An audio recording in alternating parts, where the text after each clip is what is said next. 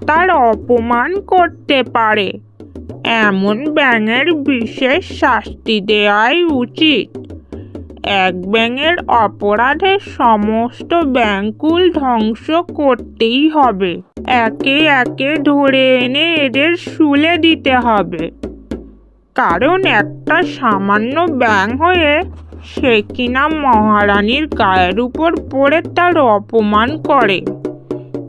আমরা মন্ত্রী, আমরাও মহারানীর গায়ের উপর পড়তে সাহস করি না। মন্ত্রীর কথায় রাজা একগাল হেসে বললেন, মন্ত্রী, তুমি ঠিক কথাই বলেছ। তোমার এই বুদ্ধি বলেই আমি এই রাজত্ব চালাচ্ছি। মন্ত্রী বললেন, মহারাজ, আরো কথা আছে। এ তো ব্যাঙের